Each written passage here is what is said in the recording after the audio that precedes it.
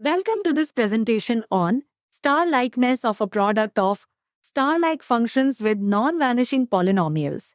This research was conducted by V. Ravichandran and Soumya Malik and published in 7th March 2023.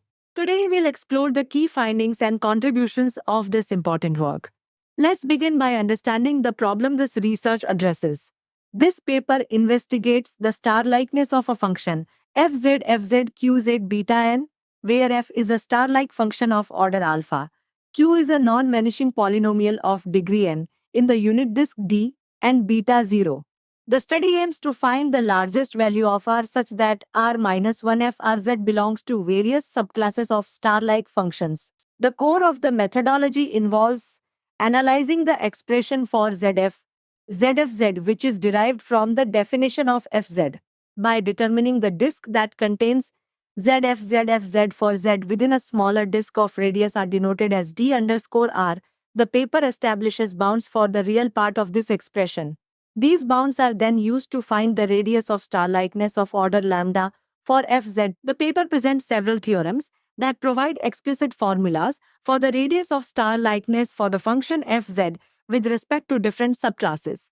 For instance, Theorem 1 gives the radius of star-likeness of order lambda for Fz as a function of alpha, beta, and lambda. Subsequent theorems in sections 3 through 7 provide the radii for star-likeness associated with the exponential function, cardioid, rational function, nephroid domain, and modified sigmoid function, respectively. The discussion section highlights the significance of the derived radii results.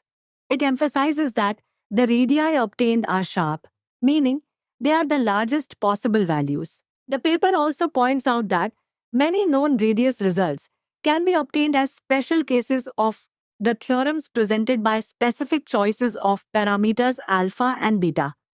This demonstrates the generality and unifying nature of the approach. This study successfully determines the sharp radii of star-likeness for a product of a star-like function and a non-vanishing polynomial with respect to several important subclasses of star-like functions.